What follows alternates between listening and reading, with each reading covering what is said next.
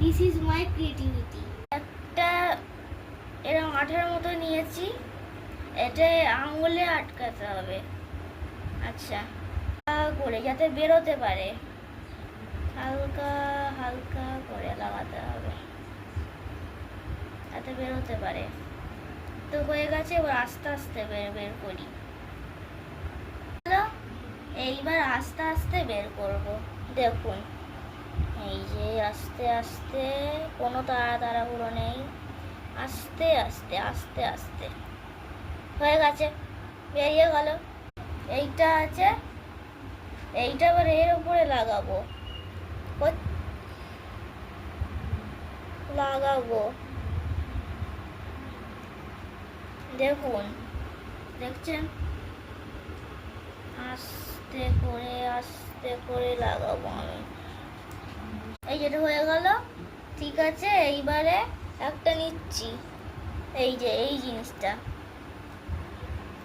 এইখানে লাগাতে হবে, এইখানটা করে লাইনের অনুযায়ী এখানটা লাগাতে হবে।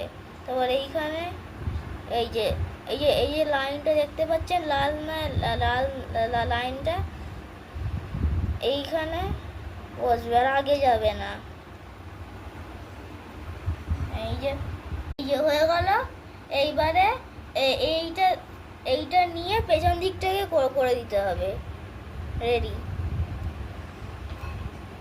1 সেকেন্ড।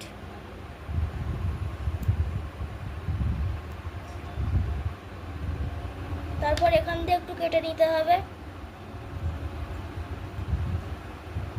তো মাই ক্রিয়েটিভিটি ইজ কমপ্লিট। তো এই যে এইটা দেখছেন, এটা রং করা কিরকম আছে, তাহলে এইটা রং করব। সেম টু সেম নয় কিন্তু, আলাদা আলাদা রং করব। এটা হ্যান্ডেল ডিজাইন করতে হবে সুন্দর দেখার জন্য। এইভাবে ডিজাইনটা লাগাতে হবে।